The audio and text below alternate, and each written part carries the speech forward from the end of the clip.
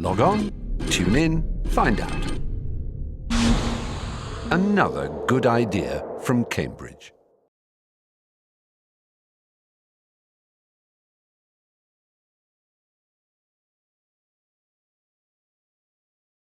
Pleasure to have a chance to talk to Gillian Beer. Gillian, I always start by asking when and where you were born. Well, I was born on a heath, in a cottage on a heath. Sounds like... outside Little Bookham in Surrey.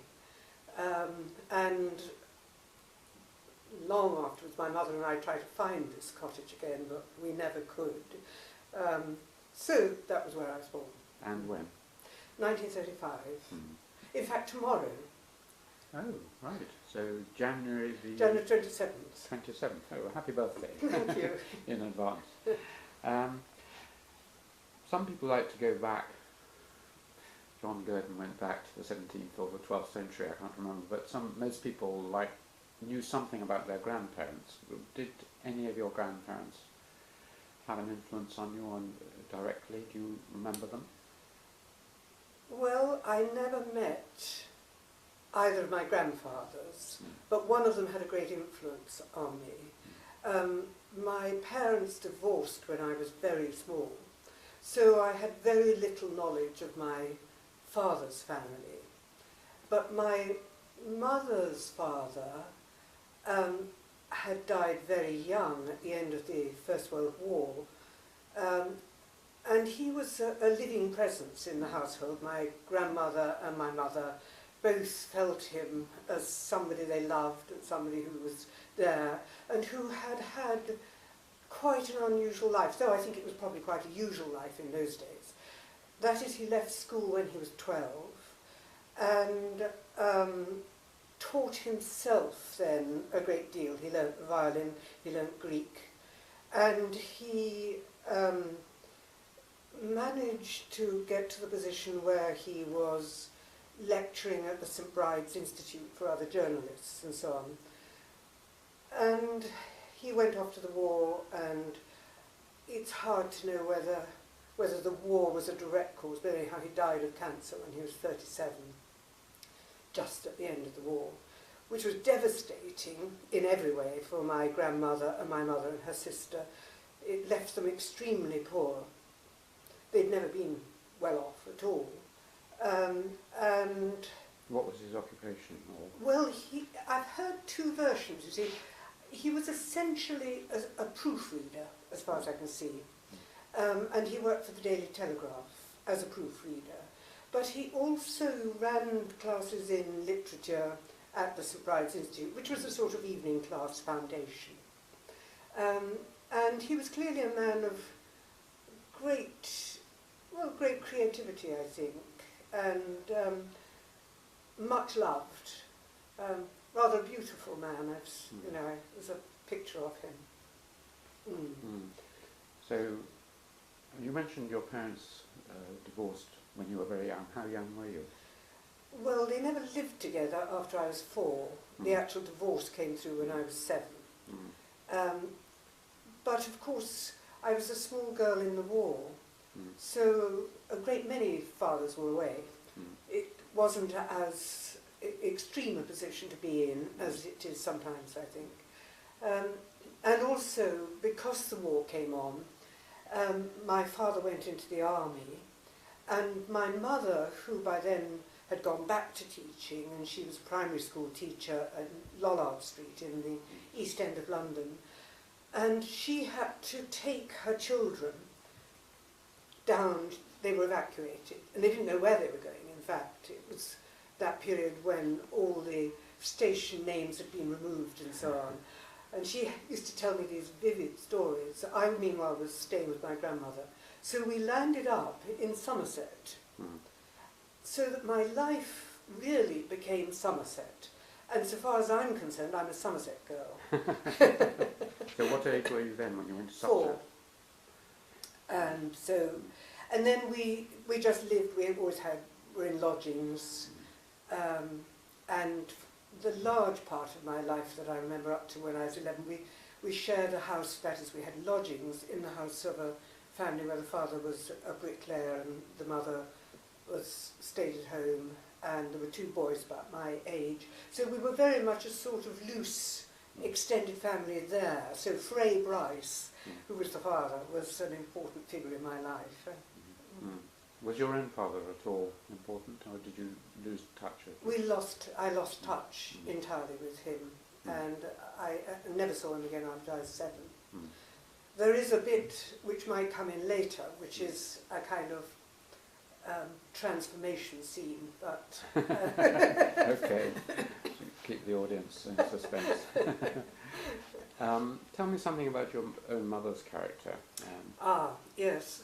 Well, my mother made everything possible. I had a very happy childhood, and looking back I can see how hard it must have been for her. There we were, this young woman, divorced, and of course in those days divorce was almost like a crime, living in this small village or town down on the Devon border. But she was full of enjoyment in life, and we went for long walks in the country, and she always gave me the sense that anything was possible. She never seemed to feel constricted by the extremely constraining circumstances that we lived in. And she backed me always. I mean, without her, I don't think I would have come through. I don't think I would have got to university, because the school I went to didn't send many people to university and so on. So, but she was interested in ideas, was she? Oh yes, and she was a very good singer. So one of the things I most remember from my childhood was hearing her practice chromatic scales. This was actually a rather scary experience. I can always remember that I was up in the bedroom and you'd hear these sort of weird chromaticisms coming up. And she was in the local operatic group, and then she married again when I was 14, and my stepfather was very musical, and he had a little madrigal group and male voice choir and so on. And my mother went on singing right through her 70s. Indeed, the only reason she had to give up in the end was not because her voice had gone, but because she couldn't do the standing up and sitting down that you had to do all the time if you were in choirs. So she has been definitely the most important person for me. What about your stepfather? Did you get on? I got on fine with him. They were married unhappily only for 10 years because he died suddenly. He was quite a lot older than she was, and he was a sweet man. But of course the shape, therefore, of the life was that once he died, there was my mother and I again. Did you have siblings? Or? No. So it's just the two of you. Yeah. Very intense relationship. Yes. But not oppressive. I mean, I think for some people, when they've had that kind of relationship, it is a form of oppression. But I didn't find that. And right through your life, I mean, she obviously lived to quite an old age. She did, and she moved to Cambridge when she retired. So she then had 20 years in Cambridge. And there was this little joke because, of course, when I was growing up, I was always either Mrs. Thomas and then Mrs. Bell's daughter. And then when she came to Cambridge for about 1 month, she was Mrs. Beer's mother. And then I turned back into being Mrs. Bell's daughter again because she got to know so many people and did so many things. How nice. Yeah. And presumably she rejoiced in the fact you had 3 sons. Oh, she did, yes. Enjoyed being a grandmother here. Oh, very much, yes. Yes, she did. I think she thought I was a bit irresponsible not having a daughter. But, not everything is perfect. I mean, the first 4 years you were more or less in London, and do you remember any incidents or events from that time, or should we move on to Somerset? No, I don't. I only remember it as a memory that my mother gave me, if you see what I mean. She saw the Crystal Palace burn down because we lived in Sydenham, and she climbed up onto these railway trucks and watched it burn. But other than that, I can remember some episode where I was picking up worms in the garden, but that's about it. And eating them, usually. But tell me about Somerset and perhaps your first school. Do you remember your first school there? Yes. Well, it was a bit of a muddle at first because when I arrived, the evacuees were taught in the afternoon and the local children in the morning and so on. And that was all a bit chaotic.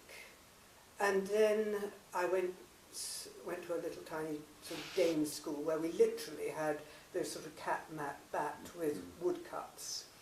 And then I went to the local infant school, and that was a bit fraught because my mother was teaching in that school, and that we never really worked out how to do this, you know, whether I could call her Mama or whether I had to call her Mrs. Thomas, that kind of thing.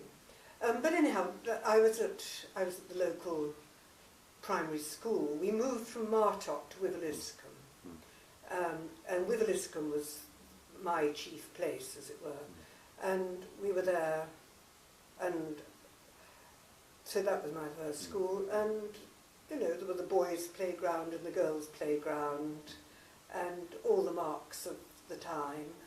And I do remember one particular teacher who was attractive. He was a man, and he was attractive partly because he had this air of having come from somewhere else, and it was because he'd been, I think, in the Navy or something, so you got that feeling of somebody who'd been to other places. So. What age was this school? This was a preparatory school, or was it? Yes, it was through till 11. Yeah. It was a state school, through to 11, and a village school down near Devon. And then it was in Somerset, just on the border.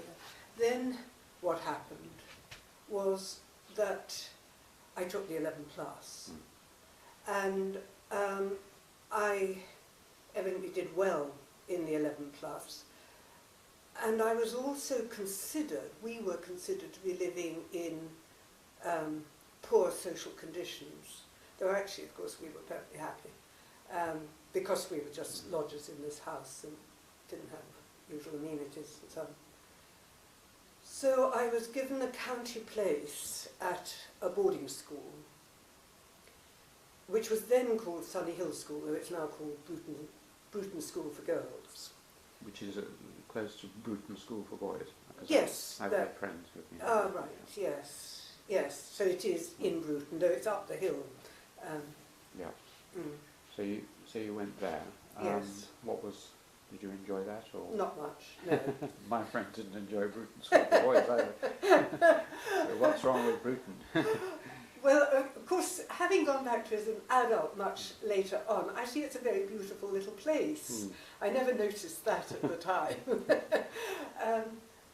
I think, of course, it was a terrible wrench because I had always lived alongside my mother, and therefore I mainly had, I suppose, more conversation with an adult as my primary conversation. And suddenly I was among all these girls my own age, and I felt deprived in some way of conversation. I don't mean that of course, I was just a little girl running around like everybody, but there was a feeling of something meagre. We weren't well fed. A great many people had boils and chilblains, and I'm sure looking back we were all undernourished. Yes. And it wasn't particularly the fault of the school, it was still a very bleak period. But, I survived, though I did have one big event that really changed a lot. I had a bad accident when I was 14, and it was one of these stupid accidents. The school was on a hill, and to get from the boarding house to the teaching, you went down this very steep staircase which went in fours.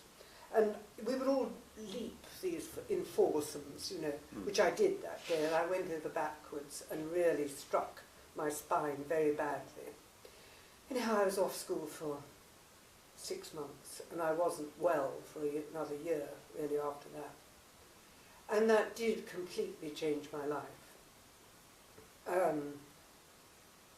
In some ways, it was probably the moment of opportunity for me, because I went home, and by then my mother was married again, and I just read whatever Ma could get from the library for me or whatever. And I had no critical appraising capacity at all. I just read. So, for instance, I read a bit of Ibsen. So then I read all of Ibsen, all the way through, from the saga plays through to Ghosts, you know. Same with Oscar Wilde. And looking back, I can't think how I came to choose these particular... Well, I didn't choose them, they just fell in front of my eyes. So then I read Shakespeare. I read Shakespeare. So there was this 14, 15-year-old girl who'd not been a particularly academic child, but in those circumstances I just built up this enormous ballast of reading. Do you have any kind of photographic memory? I mean, do you remember a lot of what you read from that period or not? When you talked about ballast, is it remained on board ship or...? Yes, I think some of it is still there. I mean, I still have quite vivid images in my head of, say, ghosts, though I didn't think I understood ghosts at the time. I just didn't understand about venereal disease, and yet I saw that something tragic and ghastly was going on, and I can still see my mental pictures of that play. Yes, and it was a curious time. You must have been quite mature, because there is a theory that you can't really appreciate literature, etc., unless it somehow relates to your own experience and your... Yes. And for a 14, 15-year-old to have really gone on enjoying even Shakespeare, let alone Ibsen and so on, suggests that you were quite a mature young lady even. Perhaps so. I probably, because of having had, not a solitary childhood, because I had then, and I have always needed to have a great many friends. It's true that I'd had probably more leisure to read and think than a lot of children get. You know, I notice now with our grandchildren, where there are these 3 lovely children together, 2 of them twins, you sort of think, when do they ever get any solitude? I mean, they love it, and it's just a different kind of life. Were there any teachers at Brutondale School that you remember? Oh yes, 2 in particular, very fondly. One was Miss Wilson, who was the French teacher, and she had been at Girton, and she was very emotional, and I can remember her sort of reading Lamartine with tears in her eyes and so on. But she was also quite brisk and comic. And she had her great friend, who was Miss Allen, who was the geography teacher, who was a terrible geography teacher. She used to set us work at the beginning of the class, and then she would sit there with, like this, looking out of the window.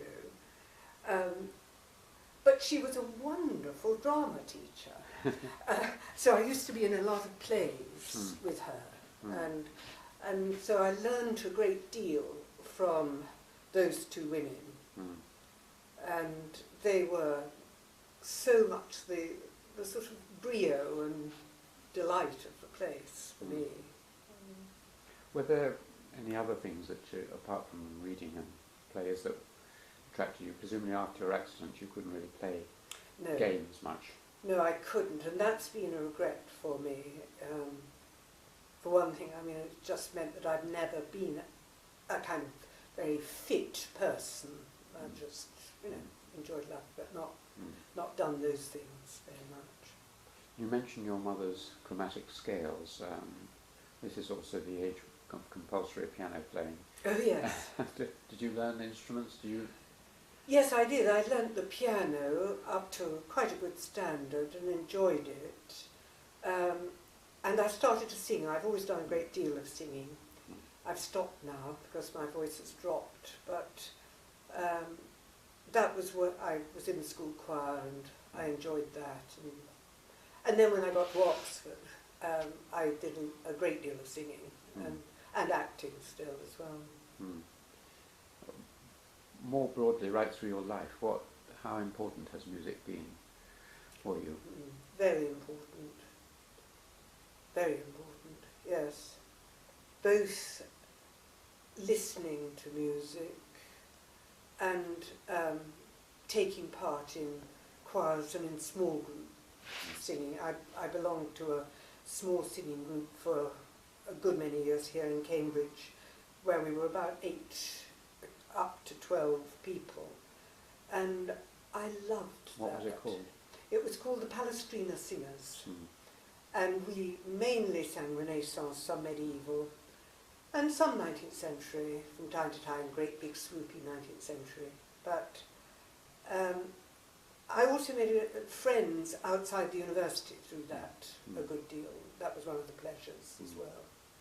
And is that period, that earlier period, the one you love most in terms of music, or have Catholic Yes. tastes? Well, I suppose I have reasonably Catholic taste, but I think I do have slightly severe tastes in music. Very Cambridge, puritanical. Yes. So sort of 16th, 17th, 18th century. Yes.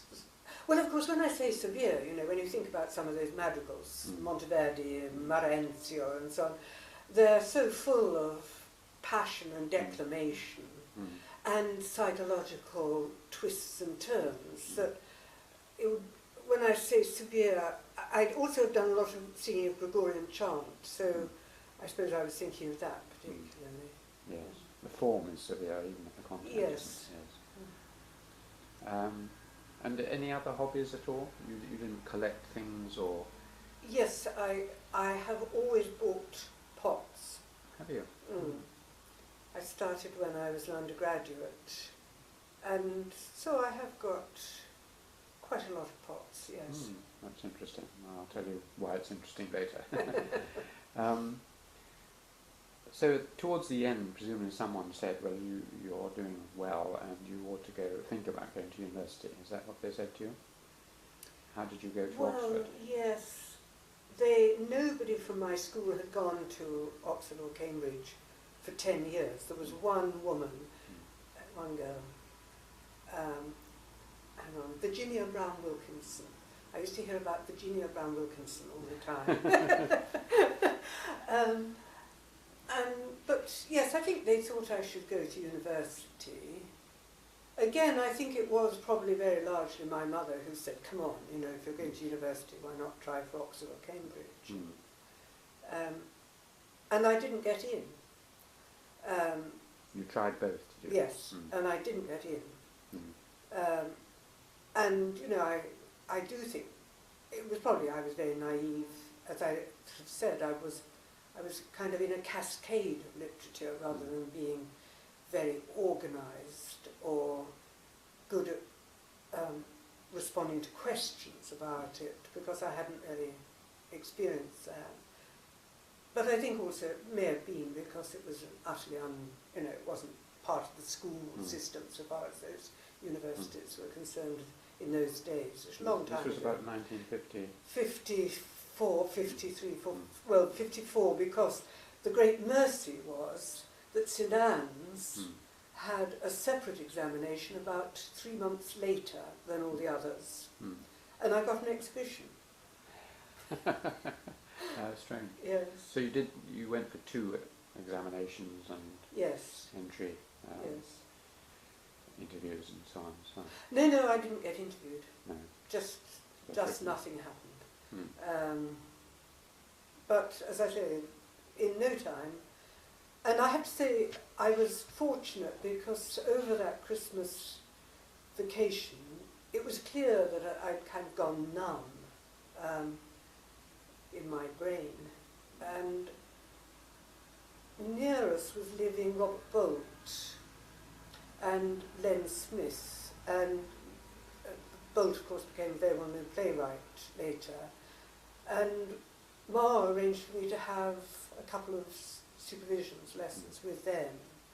And I just suddenly woke up again. Did Bolt remain a friend? Or? Yes, yes, he did.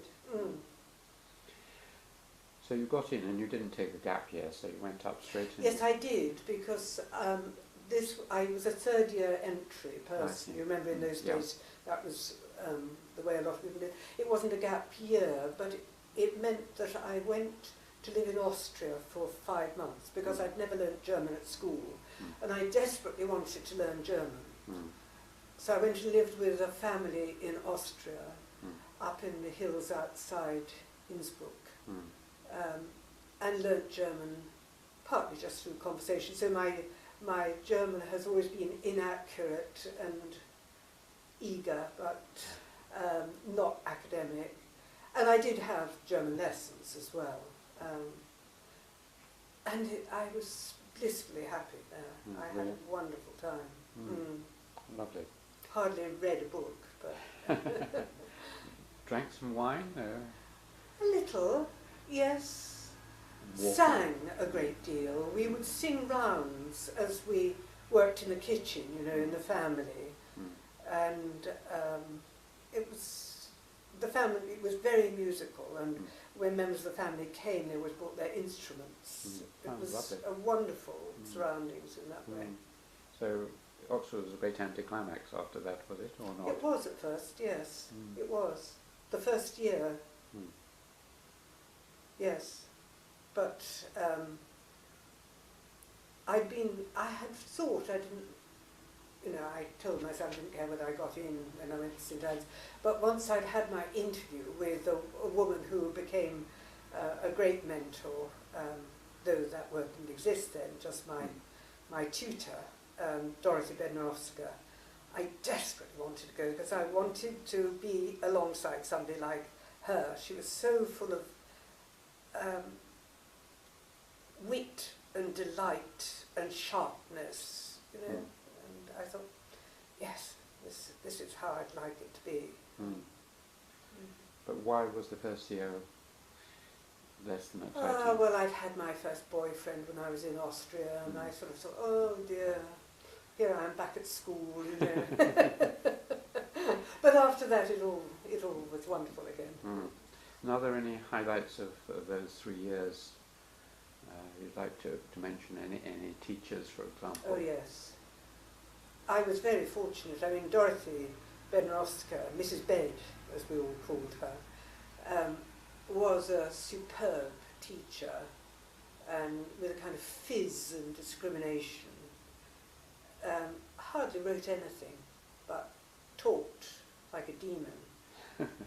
And then I went to Hugo Dyson, because I did the Shakespeare, the Charles Oldham Shakespeare Scholarship or Prize, I've forgotten which it is in Oxford.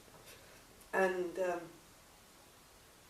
I enjoyed those supervisions enormously. He was very much part of that sort of C.S. Lewis gang, but he was, again, not a great writer, but he had a probing, playful, thought-provoking intelligence that was wonderful. I loved him. You mentioned the C.S. Lewis gang. C.S. Lewis, presumably by then, was at Cambridge. Yes. Modelling. Just gone. But Tolkien was finishing Yes, off he the was. Lord of the Rings. I can't remember whether Williams was there, but Dorothy Sayers and others, you know, of that gang were around, presumably. Did you encounter any of the others? Well, I heard Tolkien's lectures, and there was a moment in the lecture he was giving on Gawain and the Green Knight, where Gawain comes through the forest and he sees this tower pure out of papier. It looked as though it was made out of paper. And he enunciated this with such sort of extravagance that I never forgot that. And altogether he was an extremely good lecturer. He was odd and cantankerous and, yeah. Was it known that he was writing this? I certainly didn't know. No. And it was only much later when I had children myself that I mean, we used to read The Hobbit, but I've never got on with the others. Did you know Lewis at all? Did you meet him? No.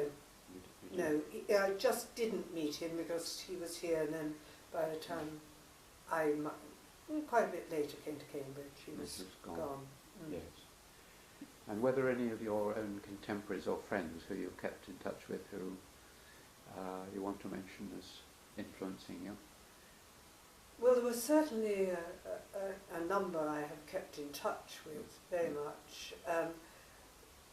One person who was my contemporary and with whom Jill is his wife now, and she was one of my close friends, is John Carey, and we were all contemporaries together then, and had quite a enjoyable time.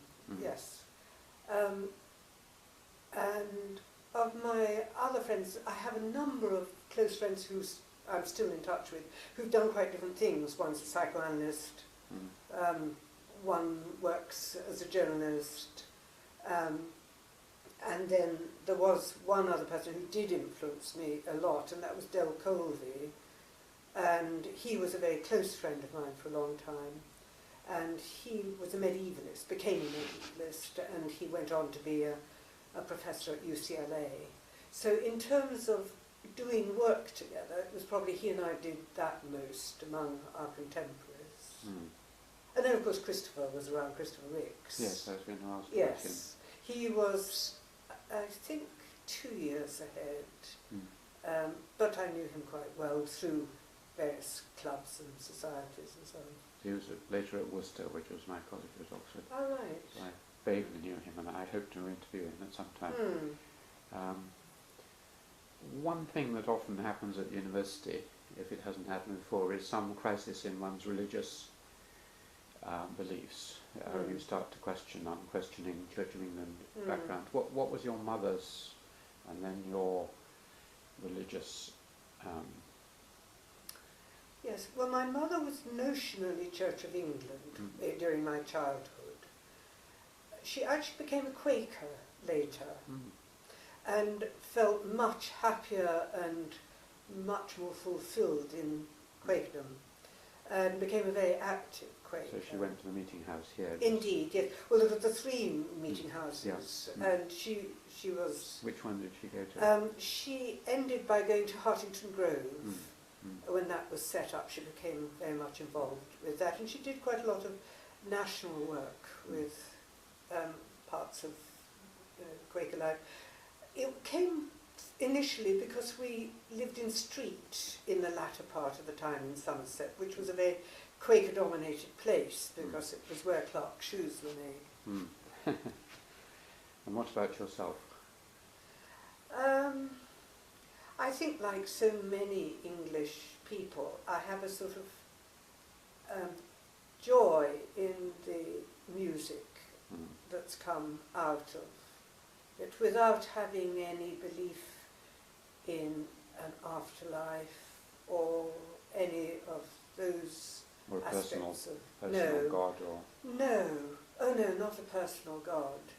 Though I have to say that my respect for Jesus Christ as a man, as an extraordinarily intelligent and creative, thought-provoking, endlessly thought-provoking man, has grown and grown.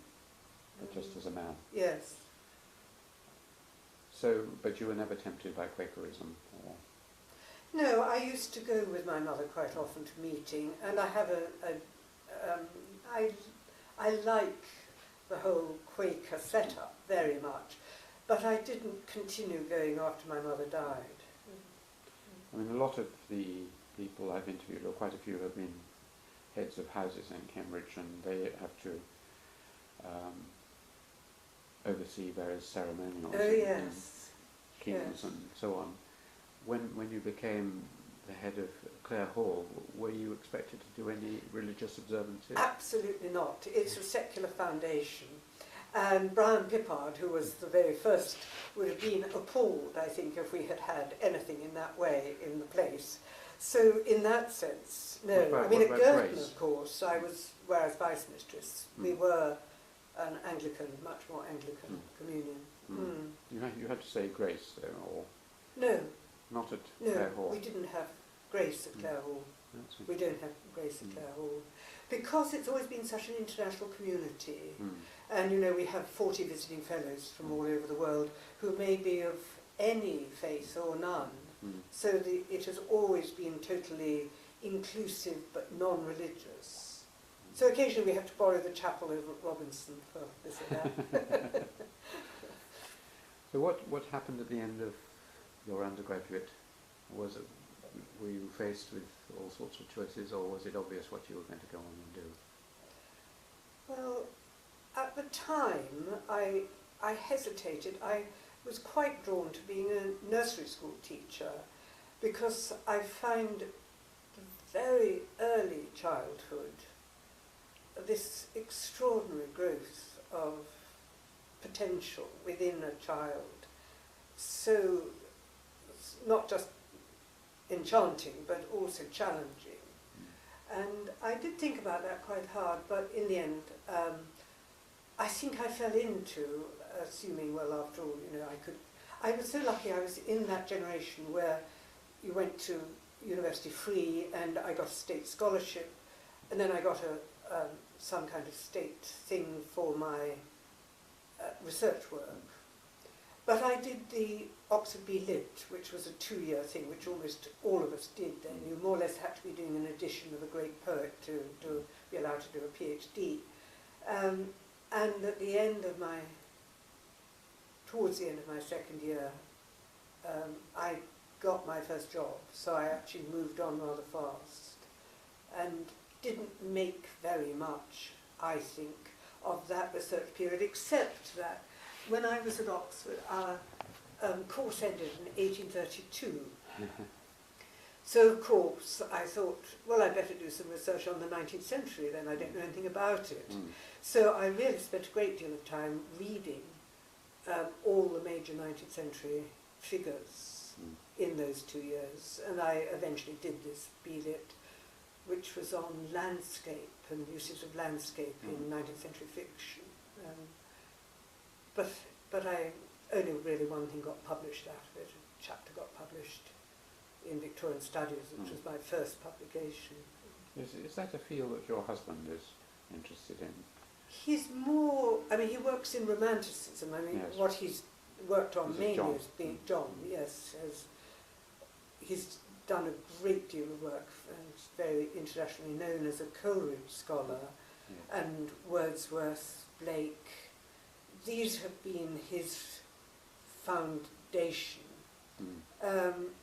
He does also now cross over into the Victorian period, and he's also written in the landscape. I think really not landscape so much. He's more interested in what you might call some memory or intellectual forces, religious movement, I think. Yeah. Who was supervising your B.Lit? Lord David Cecil. Was he? Oh, tell us about a legendary figure. Yes. I read several of his books at that time. Yes. Well, he was in one sense an excellent supervisor because he was extremely kind, and he would ask me to lunch, and he was encouraging, and he would from time to time toss off some absolutely crucial remark, like he said, we should read a little bit of Meredith, who turned out to be the person I then wrote my first book on, you know. So far as footnotes or any of that apparatus went, there was a blank. He was simply, I don't think it even crossed his mind that I would need any kind of instruction in the precisions of scholarship. So it really fell to Kathleen Tillotson, who was the professor at Bedford when I went there, which was my first job, to instruct me in that way, which she wonderfully did. I've always been endlessly grateful to Kathleen Tillotson. She was another great model to me. And she would do things like she would send me a little postcard just in my pigeonhole saying, "I'm sure you've seen that article in so-and-so." Your story of not getting any footnote advice from David Cecil reminds me of George Steiner's account of how he failed his PhD or DPhil for the first time. Helen Gardner, who he must have known, tore him to shreds and said, you know, you didn't have to enter this game, but if you do enter this game, Mr. Steiner, you have to play by the rules, and you haven't played by the rules. And then he tells this lovely story of Humphrey House coming to see him and saying, you know, is it true that you got no supervisions at all for your DPhil? And if not, I will help you. And he did. It sounds as if, I mean, the DPhil and even postgraduate research was quite a new idea. Yes. And it was rather frowned on by some of the older generation as an Americanism. Did you have that feeling? Oh yes, I did have that feeling. I mean, Helen Gardner was one of the great forces in my life when I was an undergraduate. I went to a marvellous class that she used to run, which was on editing Shakespeare. And she certainly, but she, of course she was a wayward person, and she did incline to take young women and drop them down from a great height. Did she do that with you? Or? Yes, yes. What does that mean, drop? Well, it means that she, having been very supportive, she suddenly became extremely aloof and discouraging. And this wasn't something particularly unique to me. It happened to a great many people I knew, but particularly to young women. Which was sad, because some of my happiest memories of her, of Oxford actually, are lectures of hers and this class of hers, which was an education in itself.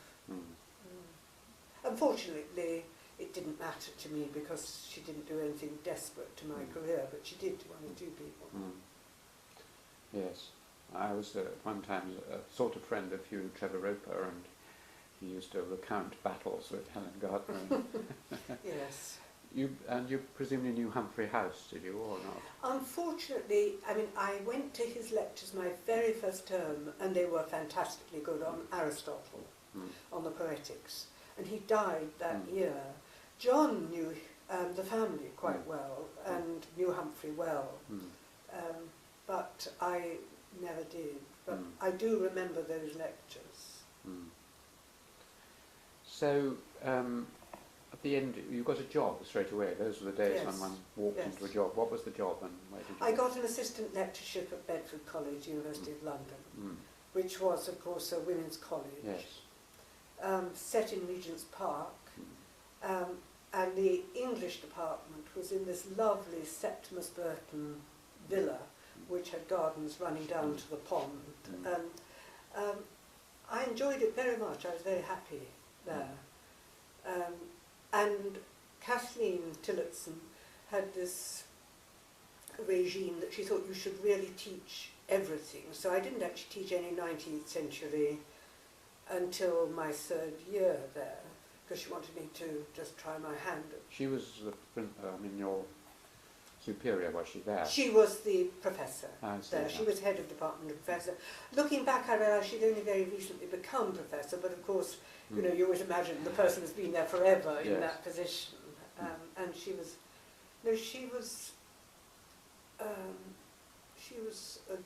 for me, she was a very good presence. And I would probably, of course, I was on a terminable assistant lectureship, which meant that it terminated, you know. Though I was getting hints that they might be able to find me a job still at the end of the third year, But by then John and I had met each other and wanted to get married. Perhaps I should pause at that moment. Just to, I mean, I can go on. Is that? Yes, do. Okay, Yes. fine. And so I left London and John was teaching in Manchester and I got a part-time job at Liverpool and taught there, and also had I had a research fellowship actually the second year. The first year I was a part-time teacher, the second year I had a research fellowship, and also taught part-time, and loved the department. It was very lively, all sorts of interesting people. Kenneth Muir was the professor, Miriam Allott was there, Ernest Shantz, just an array of people, and it was very friendly. The Bedford department was a little bit subdued, but this one was much more outgoing and more intellectually engaged. You know, we had conversations all the time at lunch and so on. What year was this? This was, let's think, I went there, I suppose 62 to 64. It's I was almost there. Beatles' time, but not quite. Well, yes, they did happen while I was there. They began to happen. It was a desperate time for Liverpool. As I used to walk up Brownlow Hill in the morning, there would be so many men sitting there. There was so much unemployment. There was so much sadness in the town, but it was also, I loved Liverpool because the breeze blew through, you know, there was this feeling all the time of the sea just there, and it was a strange place because it was tragic in some ways in those days, and I think that's partly why the Beatles took off so there. But it did happen within my time, because I can remember my students getting very excited about the Beatles and feeling quite chuffed, you know.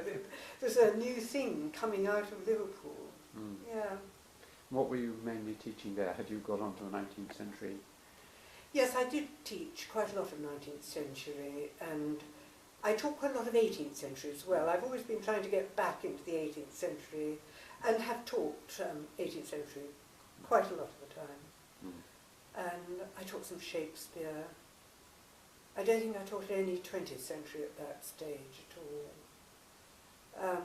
I taught some American literature, quite a lot of American literature. So it moved around again still.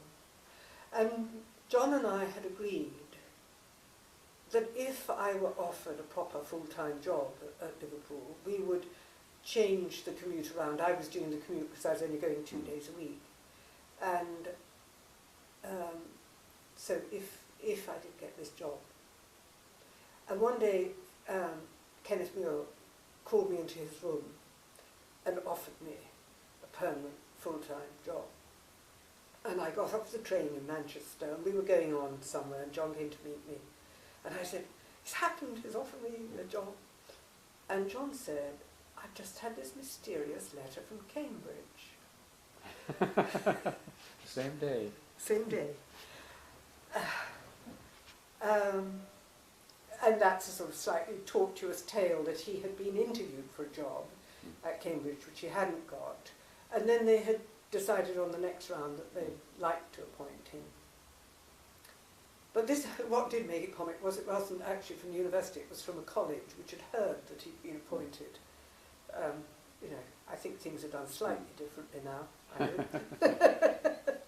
So the college were trying to get him into a fellowship because Yes. he'd been appointed. Yes. But you said it was comic, but you must have felt a sort of pang because you just got your Oh, first it offer. was terribly difficult to decide what to do.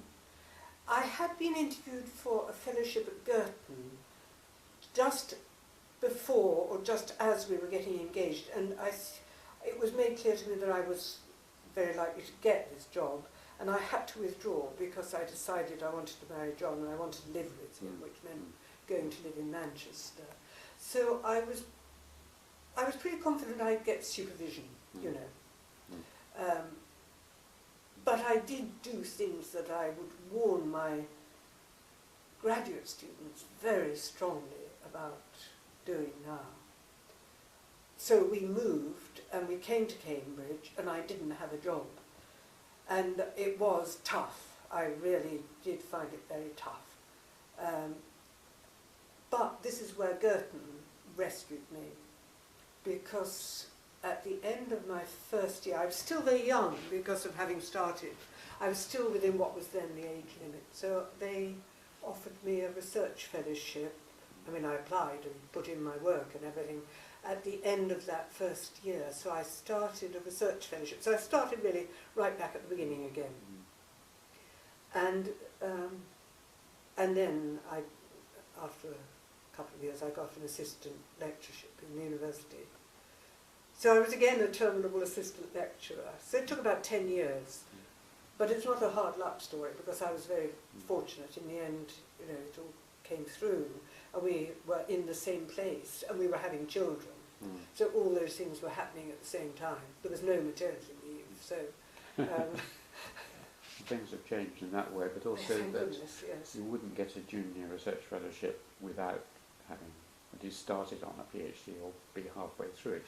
Well, you see, I had got my B.Lit behind me, and I was halfway through writing my first book. So what I put in for the research fellowship was 3 chapters of the book. And on Meredith? On Meredith, yes. And that was what they awarded me the research fellowship on, because it was clear I was well on my way to getting my first book out. Well, something I wanted to ask you when you mentioned all your teaching in Bedford and Liverpool, do you enjoy lecturing and supervising, and also do you see it as in any way in tension or opposition to your research, or something that stimulates it? I very much have enjoyed teaching and supervising, and I enjoy lecturing. I still do a lot of lecturing, and I've always travelled a lot because I've been invited a lot of places. So I enjoy all that side of it, and of course there is the instant gratification at the end of the hour something has happened, whereas when you're writing it's a very long haul. It hasn't really felt as though it was in opposition to research, and in some instances it has provoked research a great deal. I mean, certainly the work I've done in the 20th century has come out of teaching, and the work I've done in the 18th century I think has mainly come out of teaching. I've written a certain amount about Richardson and so on.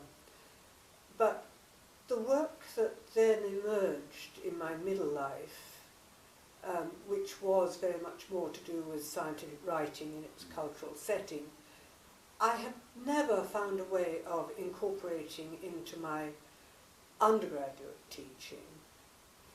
But it certainly fueled a lot of my teaching with my PhD students.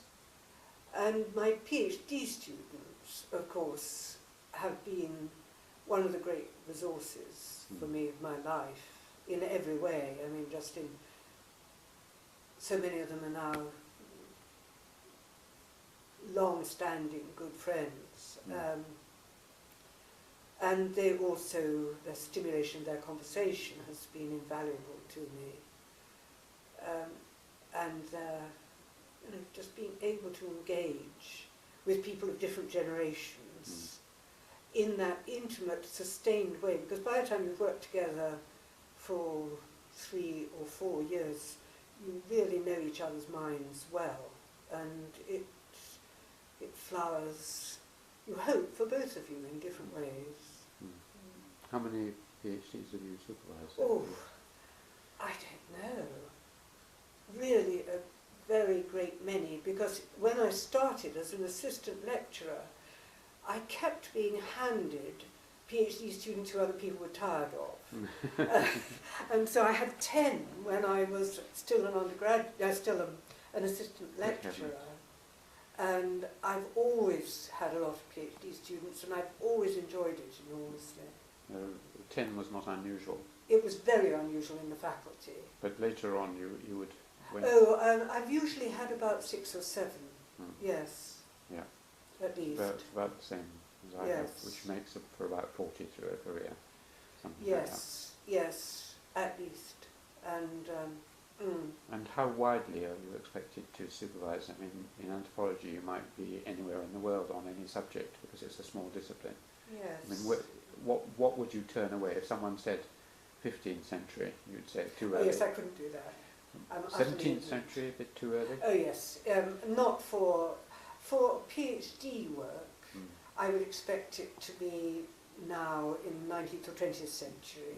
In the past, there was a period when I did more work in the 18th century in the novel, and I did indeed supervise several people for their PhDs in the 18th century. But at that point, I was working almost entirely on narrative, so that in that sense I could work on narrative in different periods. Yeah, and then I have written about Elizabethan narrative as well, but I wouldn't take on a PhD student for that.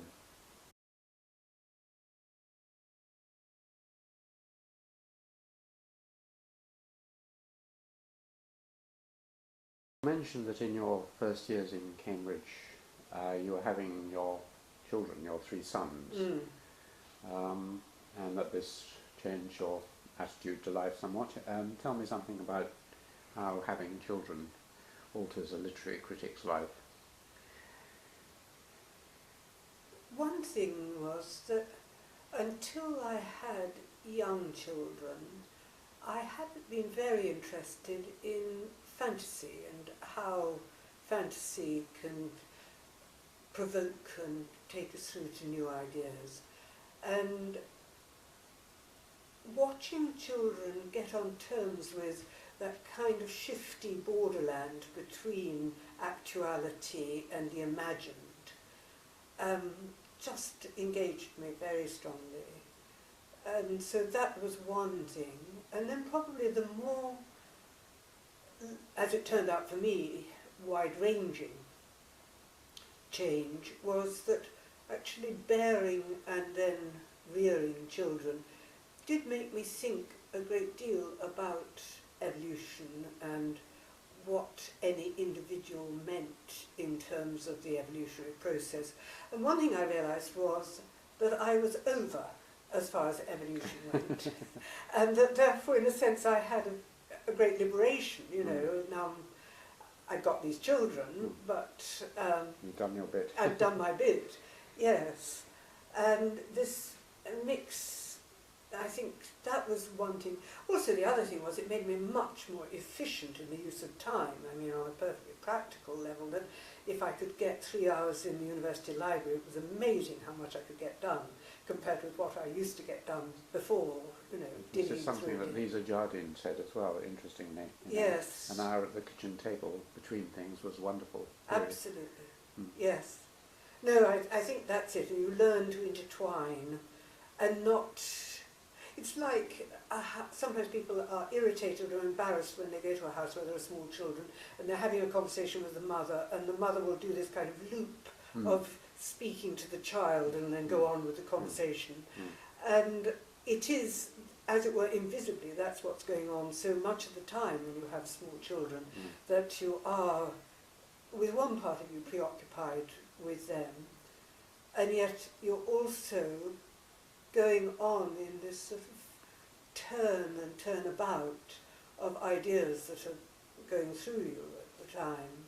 So it was all those things. And then along came post-structuralism, and though I wouldn't describe myself as ever having been quite a sort of fully wedded post-structuralist, it just raised so many interesting new questions to address.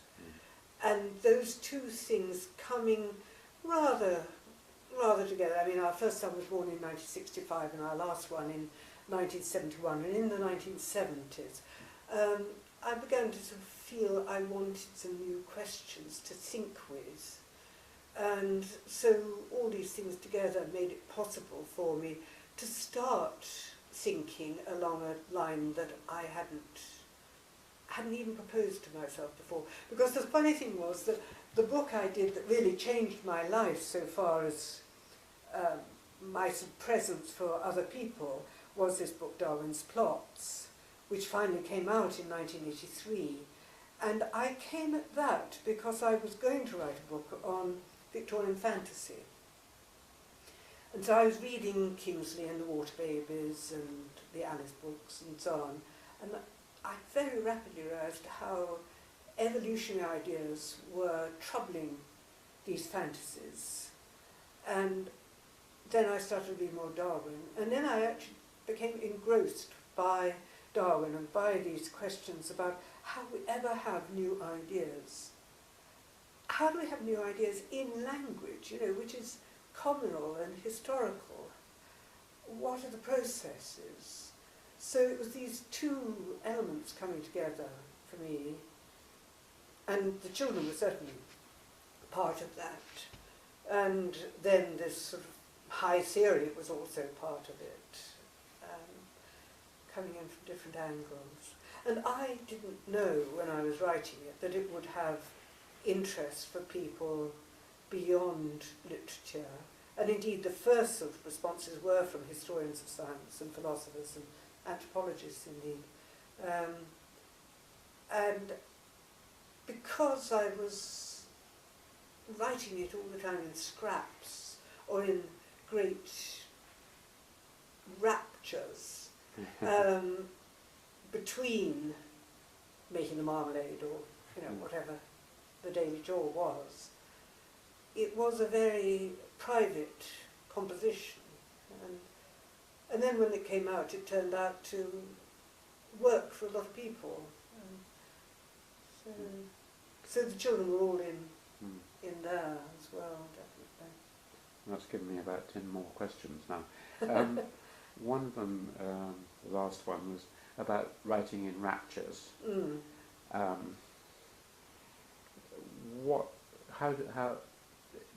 do you write, and was that just the one occasion when you wrote in raptures, or do you always write in raptures? Well, it was a dangerous way of putting it. What I mean is that I write in great bursts. I don't write every day. John, my husband, does write more or less every day and is more productive than I am as a result. But I balk at writing for a long time and things build up, and then I finally, no, I've got to sit down and do it, and I do it in these sweeps and write fast when I do write, with these gaps between. So that's what I meant, really. And what are the mechanics? When you say you write in bursts, is that a burst of a day, a week, a month? And do you sit at a computer, or how do you write, and what room do you write, and so on? Well, now where we live, I have a study. I used to write in my college room when I had a college room, when I was at Girton, that was. Also, we have a cottage that we've had for many years, and when the children were young, and I was desperate, and I'd got deadlines or I'd got something I must write, occasionally I would go away for 2 or 3 days, just 2 or 3 days. And I do remember very well one occasion when I was writing this book, Darwin's Plots, and there was one chapter I was having real difficulty with, but I hadn't been able to write it, and I went up to the cottage. Where is that? It's at Wells next to sea in Norfolk. Yeah. And I opened the door, took out my typewriter, because it was still typewriter days, put it down, sat down and started to write, just like that, a moment, and just wrote and wrote. And also, of course, then could write at 3 in the morning if I wanted to, which is unheard of at home. Yes, I'm left-handed, and people have always had trouble with my writing, especially when it's written under pressure. So my mother gave me a typewriter when I became a graduate student, and I've always written onto the typewriter and now write onto the word processor. I mean, I write onto backs of envelopes and, into scraps of notebooks, and so on, these little bits that one thinks of as sort of trigger ideas. But when I sit down to write, I write at the computer. And that is quite homely to me now. Do you, as some writers do, get any sort of sense of external pressure, inspiration, possession when you're writing? I mean, some writers find at the end of the day of writing they don't know what they've written and they have to read it. They feel the compulsion. Not quite like that. I think in a way it's a rather more humdrum or disappointing thing, which is that when I look back, I can't tell the difference between those pages I wrote with enormous freedom and brio and those where I struggled through. I can't see the difference. You know, a year on they all look the same. But at the time, they are very different. Yes. No, I don't think I do quite have that. What I do know is I sometimes think that I write for the bliss of the 20 minutes when I've stopped writing. Hitting your head on a certain wall. I'm not going to sell this to a creative writing course, but if you were, as you must often be asked, any advice for young people writing about how to do it and how not to do it, are there any things you would say? Yes. One thing that came to my mind, in fact, is with young academics now, where I think it's very unfortunate that people are forced onward into publication after publication without enough time for reverie and sort of castle building and, you know, will-o'-the-wisps.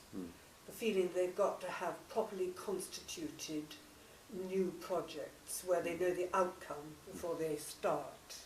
I do think that a kind of vagrancy of imagination and allowing yourself that is really crucial for work that will drive you beyond where you foresaw that you could get to, which will probably be the area that will please other people, because what you can foresee is, in a sense, everything that's already been done. It reminds me of one of my favourite Einstein quotations, which I often quote in these interviews: unless an idea starts as absurd, there is no chance for it. Yes, yes, yes. Well, when I was doing this work on Darwin first, I came to realise quite fast that when an idea is first proposed, even a scientific idea included, it's at its most fictive, because it doesn't fit with everything that's around. It's counterintuitive. And so there is this, what I've called a sort of wayward quality to it for a time. It's porous, it's nudging things. And that's a very important phase for any writer and for the making of ideas, I think. That comes back to a second question, which was, or rather request, if you could lay out a little bit of the plot of Darwin's plots. I mean, what it's about. Yes. It's what you might call a double genitive. That is, it's Darwin's plots. It's both the plots that he, the stories that he had available to him to think with, and the stories that he generated for other people. So it's both about what he imbibed and then how he turned or troubled some of those ideas. So, for example, when he was growing up, the idea of design was obviously dominant, and he himself was delighted by Paley. What he needed to find was a way of thinking in opposition or at an angle from design towards production. And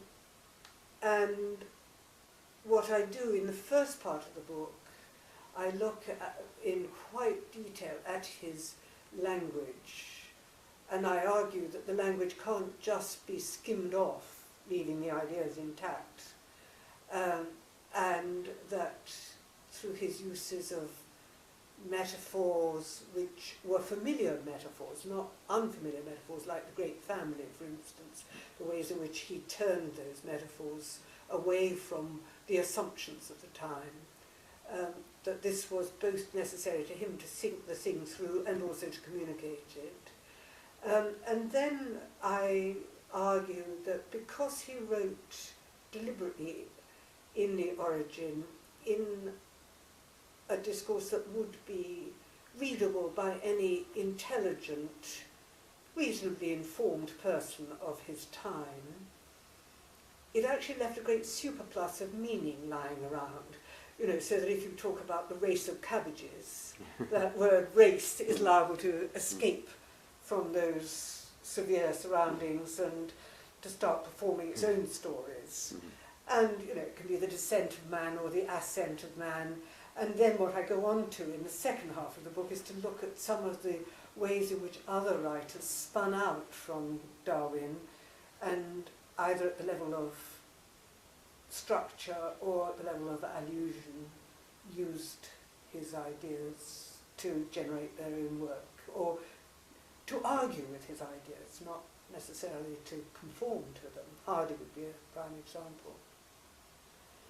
So that's really how it works. So it has a sort of cusp in the middle.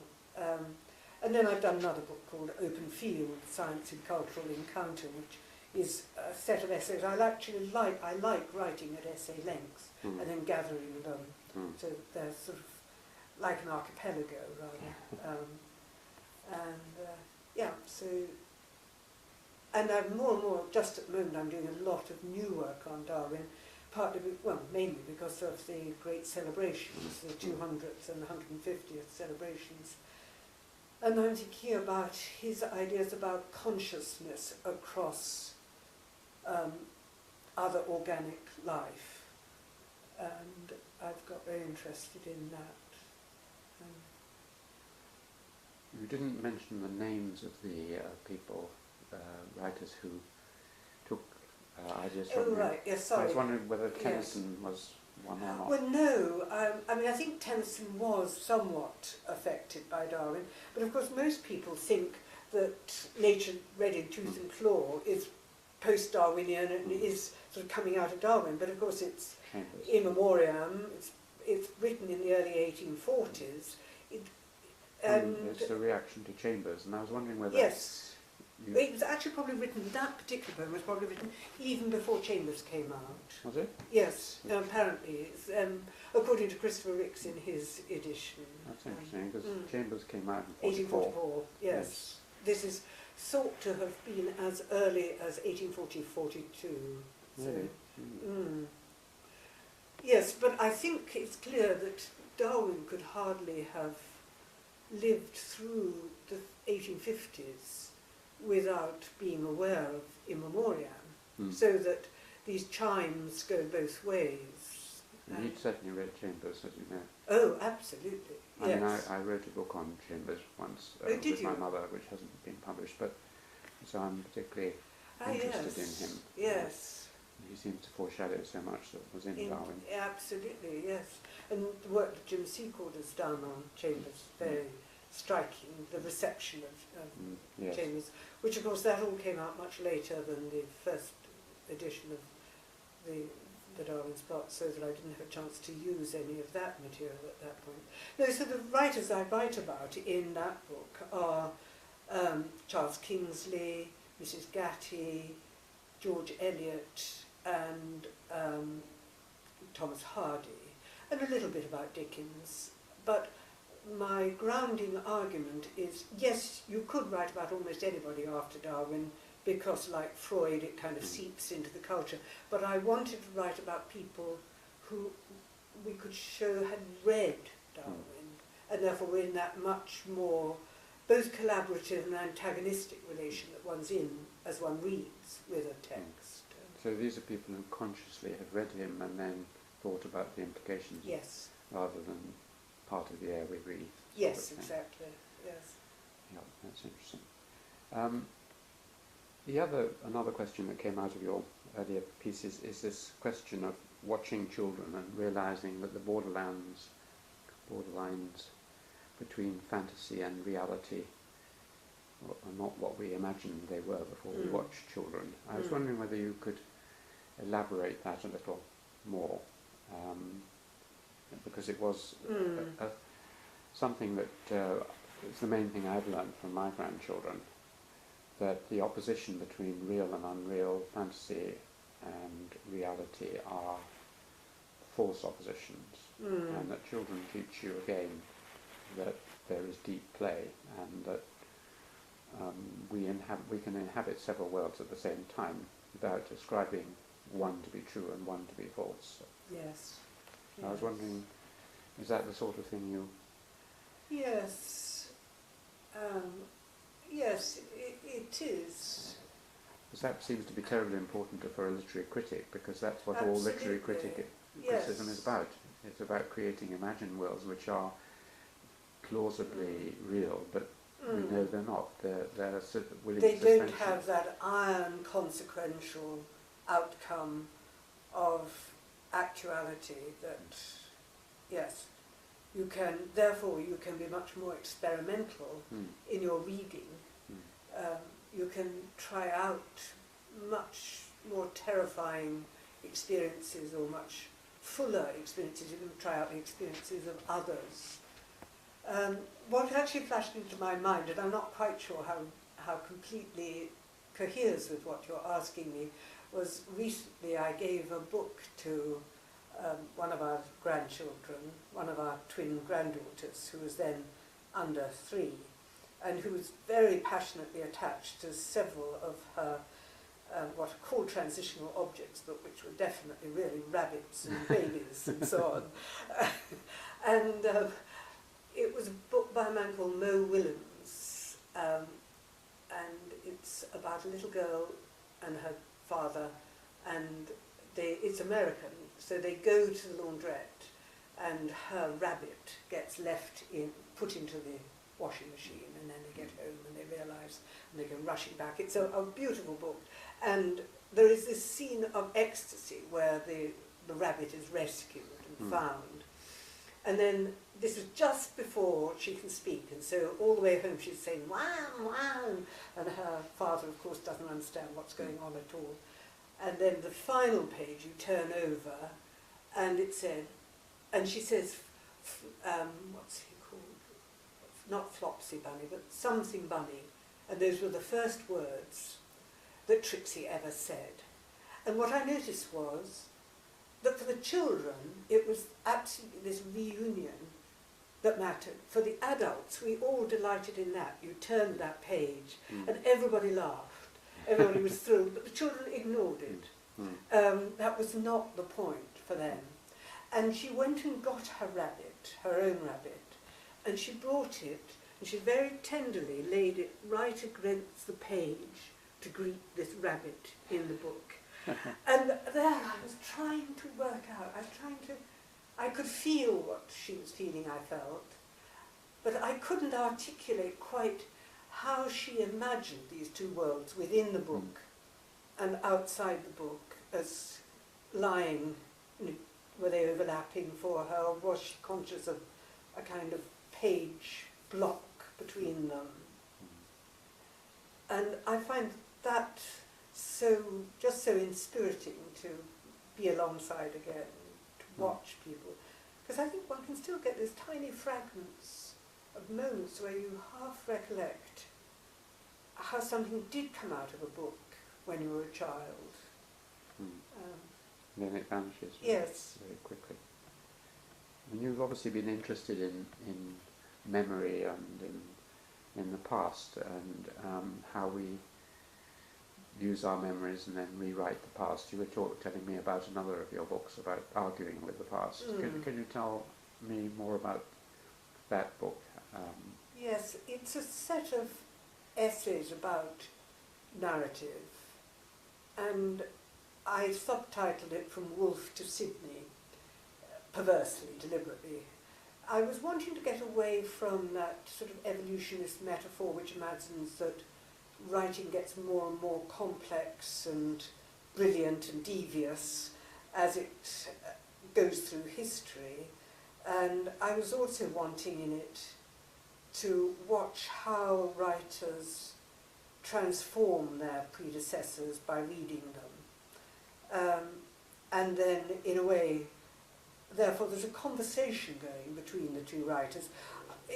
I wasn't at all attracted by Harold Bloom's idea of simply the anxiety of influence, as though the past is oppressive and has to be fought with, a kind of alpha male view of it.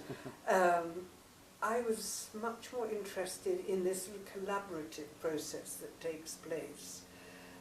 So there are several essays about Virginia Woolf in there and her reading of other writers, past writers. There was an essay about Samuel Richardson and Philip Sidney, about Arcadia and Pamela. And so there were a number of these essays, each of which took one writer and a writer, a book. It wasn't just a writer at large. It was very much book to book, as it were, the conversation between books. So that was another way of thinking about it, thinking about how creativity works, really. Yeah, and you mentioned Virginia Woolf and sitting here in King's, which has sort of memories of the Bloomsbury group and so on. You wrote a biography of, or a book about... No, it's not a biography. It's a book It's about... again, it's a set of essays. As I say, I really like working at essay lengths, and it's called The Common Ground, and some of these essays have been published elsewhere first, and then some were newly gathered there.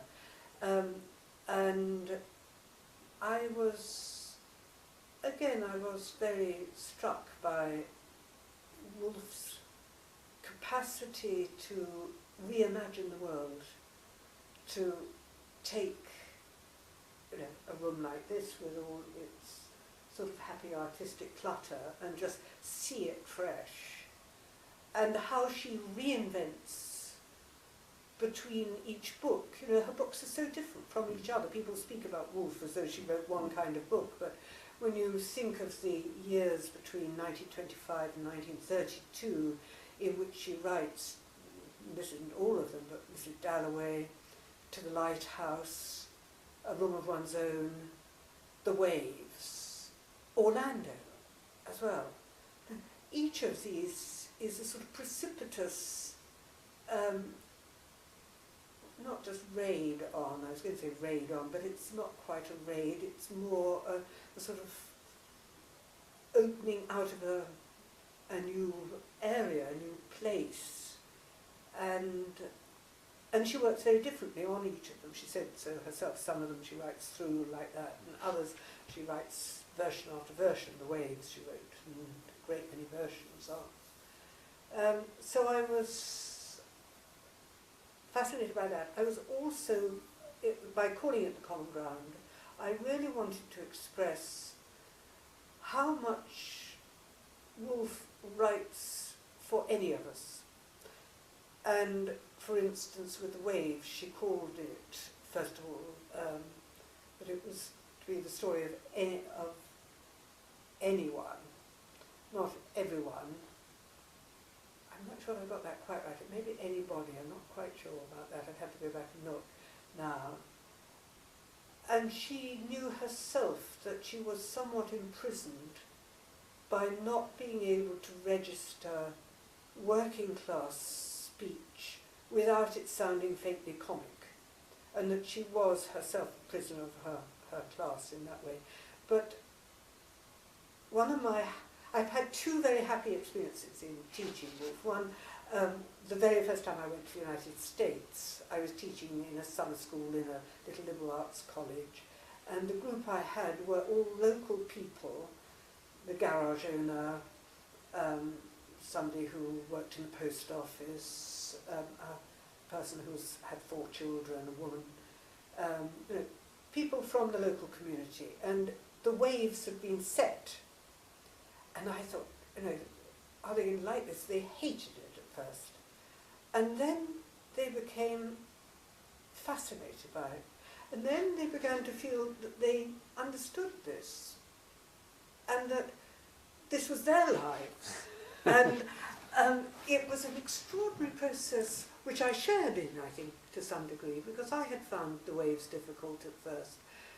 A sort of conversion where we all were discovering things about ourselves through this book. And then the other one, just briefly, was where we, at the end of a term, where we had a seminar on reading poetry, speaking poetry. Some of them wanted to go on, so I said, well, look, I've always wanted to do a complete reading aloud of the waves. And 6 people volunteered, 3 men, 3 women, and we read the waves aloud from 10 in the morning to 9 o'clock at night. And it was so revelatory, really, comic. That was one thing, very funny, very moving. And I remember 2 of the young women saying to me, now I know what it feels like to be middle-aged. And the other one said, I know what it feels like to be old. Anyone moderately familiar with the rigours of composition will not need to be told the story in detail. How he wrote it, and it seemed good. Read, and it seemed vile. Corrected and tore up. Cut out, put in. Was in ecstasy. In despair. Had his good nights and bad mornings. Snatched at ideas and lost them. Saw his book plain before him, and it vanished. Acted his people's parts as he ate, mouthed them as he walked, now cried, now laughed, vacillated between this style and that, now preferred the heroic and pompous, next the plain and simple, now the vales of Tempe, then the fields of Kent or Cornwall, and could not decide whether he was the divinest genius or the greatest fool in the world. Isn't it lovely? Yes. And that's from Orlando. Absolutely. Yes, absolutely. So my students are usually encouraged by that to realise. It's quite true. I remember my mother, when I was a child, actually talking about Orlando. It was one of the things that had really fascinated her when she read it, was this realisation, as she saw it, that we have so many selves inside ourselves, and so many aspects of those which we do not believe ourselves to be. And that's another thing you learn from children, because they become separate. The movement between cells is a little more slightly slower because they're constructing them, and therefore you can see this in action, whereas with adults they've learnt how to slip from one to the other without you really noticing. Yes. And particularly if you film them, which I do a lot of, you can watch it happening and go in slow motion and watch the transition. It's wonderful. Let's come back to Earth for a moment and to your career. You became a university lecturer, presumably. Yes. And then, and you were at Girton. Yes. Is there anything you want to say about Girton as a great college? Oh, it is a great college. And I was there all through the period when we changed from being a women's college to a mixed college. And I remember the sort of ructions that went around, though they weren't as intense as some other places, I think. And what was striking was that our Life Fellows tended to vote for us to go mixed for practical reasons, that we've always been out on the edge, so getting enough good students where we wouldn't have a corner in brilliant women. But also because they said this was an institution set up to draw in people who didn't have the opportunities for university and higher education. And what we should be doing now is thinking about that, making sure that we have a great many students who are coming from comprehensives and so on, that we should enlarge the range of our students. And that seemed a wise way of putting it. Yes, and no, I had a very happy time at Girton. Who was the mistress? Was it Muriel? When I first got there, it was Mary Cartwright. Oh, yes. And mathematician. Very shy, little etiolated, but once she retired, she changed totally. She became very talkative and travelled all over the world. And yes, so I lived actually through several of them, because Muriel Bradbrook, of course. Yes. And then I was vice mistress when Mary Warnock was mistress. And yeah, so it was interesting to see all these people. I found Girton a bit difficult at first after St Anne's, because it was St Anne's, which is where I was at Oxford. In fact, I didn't talk enough about that, because St Anne's has been very important in my life. Because St Anne's is very free and easy. And Girton was so crusted in sort of Gothic ornament and tradition. But it has... This is not just physically, you mean? No, not just physically. Yes, because you found it loosened up a bit, and Yes, particularly oh when Mary definitely, came. yes. And then, at what point did you become Edward VII professor?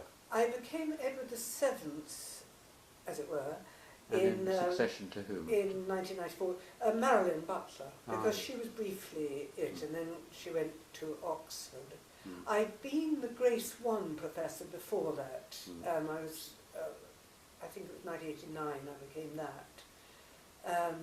And then curiously enough, the King Edward came just as I had been approached by Clare Hall about going there as president. And when I was first made a professor, there were so few women professors in Cambridge. Inevitably one got inquiries about whether you'd like to stand for this or that head of house. I don't mean I would have been elected, but certainly people were quite keen to have a woman or two on the list. And I simply actually had said no to everybody, because I thought I'd never write again. But when Clare Hall came along, partly because it doesn't have undergraduates, because it's a graduate college, and also because of it being so international with all these visiting fellows and everybody living on site and no high table, I thought I can do this, and I shall learn a lot just from this array of people, which I did. And I enjoyed it enormously. It's a 7-year stint, and that's that. No re-election, so you know where you are. So you came after Marilyn, who came after Frank Commode, was it? Or? Yes. No, hang on, no, Christopher. Ah. So there was quite a parallel group of us, as it were. Frank was an older generation, but then Christopher, Marilyn and I are all very much the same generation. Yeah. I mean, I've interviewed Frank, and it's always nice if one interviewer is prepared to just say a word or two about another interviewee. I mean, he's obviously a terribly distinguished and interesting man. Very. Tell me something about Frank, if you...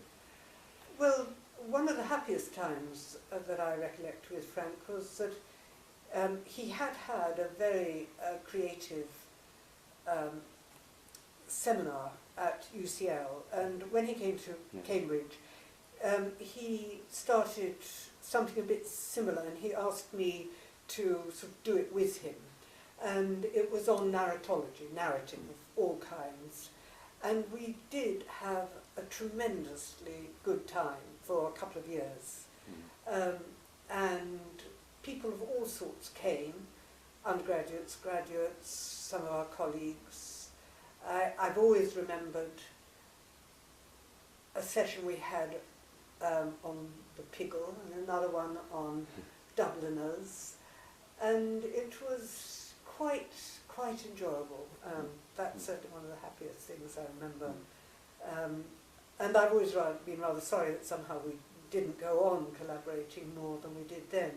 He was also very kind. He read one of my books before it was published and gave me some encouragement. I know, I not only interviewed him, but I read Not Entitled, which, as you know, is very sort of understated and putting himself down all the time, and Yes. the humility, even the title shows that. He's a strange mixture, obviously, of confidence in his writing, but also writing about himself in this. Yes. I think it gives him a sort of freedom. Yes, I can see that. But he also talked a little bit, but not much. Well, he talked quite a bit in the book about his disappointment at the English faculty in Cambridge. You must have come in after the famous... No, I was around. I mean, I became a professor long after the little debut that we had. You better name the name. I mean, Well, I mean, it was around an appointment, and Colin McCabe had been appointed in applied linguistics, essentially, history of the language, which wasn't his main concern, so he really had to train himself up very fast in that. And some people thought he hadn't trained himself up fast enough, and they didn't want... Of course, in those days, about 60% of people who got these assistant lectureships didn't get upgraded, as it was called. And Colin was one of those who didn't get upgraded. But it was felt by a lot of people, and I was among them in that, who felt that this was not fair. And there was a lot of acrimony, which was very sad. And it did leave some wounds and scars for a number of years. And I think it has now, I mean, it's a long, long time ago, 1981, you know, it's passed by. And the faculty has always been very eclectic, still is very, and that's its strength, that people come in doing such different things. And I think there's been a turn too in academia in general, and it's a funny turn because what it is, it's a turn from undue modesty to undue boastfulness. But I think it has some good effects because it makes you more aware of what your colleagues are doing. Well, they're constantly having to justify your position in the RAE table. Exactly, all those things. So now you all know that your colleagues are actually doing a great many interesting things, whereas everybody used to sort of, it was really not quite done to talk about that. No, I never found out what, well, my supervisor was very, very shy about doing, I was writing a book alongside him at one point, this is Keith Thomas at Oxford, and he showed me the whole book and everything. That was wonderful. But whenever I asked him what he was doing otherwise, he tended to say, "Oh well, nice day today, Alan." So those are the shy days. Yes. Did you want to say anything more about your children or grandchildren, or have we Well, covered that I enough? think just briefly about our children. I mean, we have these 3 sons who have all been just a great expansion of the possibilities of life, and we are all quite close to each other, and we see a lot of them. And one of them is married, and he has these 3 children, and he has a lovely wife. And they live up in Liverpool, unfortunately, or outside Liverpool, but at least it takes me back up to Liverpool again. I think I probably have to go a little warily, because if it's going to be on the internet, they'll say, "Mum, why were you talking about me?" Exactly, as it's going to be on YouTube, they'll be onto it straight away. Yes. So, but anyway, you said something nice about them. And maybe Yes, I mean, they've all done different things. Dan, our eldest one, published a book on Foucault and is now a schoolmaster teaching modern languages. Our next son, Rufus, was a social worker for 10 years and then retrained as a primary school teacher and loves that. And our youngest son, Zach, did an art degree and then decided he was going to do science and did a degree in molecular biology and has now at the moment gone back to art. So, you know, they've all ranged around. And I think that's something that, you know, I really have enjoyed too, the opportunities to do quite different things. Like, you know, I've been on the Booker Judges twice. And you were chairman, were you? In yes, I was chairman. And I chaired the Poetry Book Society, and now I'm president of the British Comparative Literary Association. I mean, I very much enjoyed involving myself in those ways. And yes. Yes, and I think they have quite enjoyed that too. That it hasn't been just entirely within Cambridge, you know, things have been going on elsewhere. And we both hopefully will meet in Hay at some point in the summer. Oh, yes. Which we've been invited to. Whether we'll get there, I don't know. But Yes. that's something. And there may be other things you'd like to mention, but I was just going to ask on what you were working on at the moment. And Well, as I was mentioning, I have been doing, and am doing just at the moment, a number of different essays around these questions of consciousness, not just between humans and animals, but things like climbing plants, oysters. You know, he was so interested in questions of intent and will, and of course that goes back to language, because human language can't easily get out of the question of outside the question of intent. So that, but I have a book on the Alice books, which is about 90% written, and which I laid aside and now must get back to and finish. And there is another book, which everybody by now must be laughing about, because I've been writing it for years, and I've published bits of it here, there and everywhere, which is called Experimental Islands. And it's about the idea of the island and the island population, and how it's been studied in fiction and poetry, and also in some of the sciences. So. But I'm not good at finishing. I find it quite hard. And who knows, there may be some deep reason for that.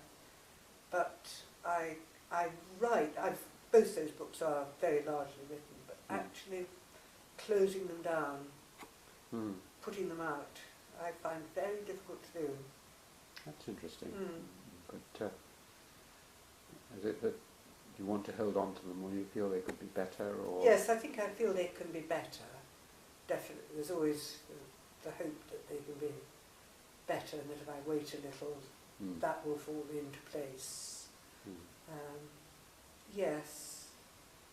And I don't know, probably I'm rather timid. Don't strike me as too timid anyway.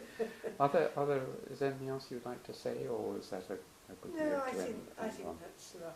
in Yes. the future? Good. Well, thank you very much indeed, Gillian. That was a great pleasure.